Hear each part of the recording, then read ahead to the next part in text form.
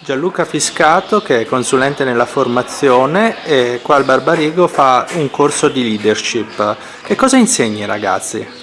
Ai ragazzi insegniamo intanto come è cambiato il concetto di leadership, dal leader comandante al leader che adesso cerca di lavorare con le persone e facilitarne la crescita, quindi ai ragazzi insegniamo questo e poi insegniamo a essere leader nella propria vita, quindi significa gestire la conoscenza, gestire se stessi, organizzarsi, sapere come dire, cosa dire alle persone e lavorare insieme alle persone. Questo.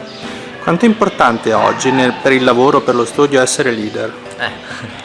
Io credo che oggi è quasi più importante, non è quasi più importante, però è fondamentale sul lavoro, oltre alle competenze, lavorare con le altre persone e saper gestire la conoscenza che ti passano le altre persone.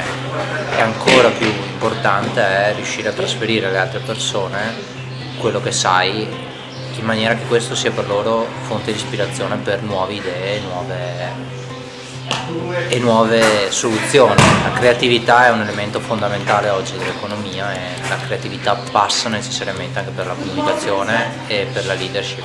Penso che sia il più bel consiglio che si possa dare a un ragazzo per essere il leader di domani, interessarsi a tutto, leggere di tutto e parlare, non chiudersi nelle proprie idee e in chi la pensa come lui o come i suoi amici o come la cerchia più ristretta, ma veramente aprirsi, perché la leadership sta nell'accettazione delle differenze e nel cercare di trovare una sintesi tra queste differenze, quindi in questa fase per un adolescente è bene aprirsi.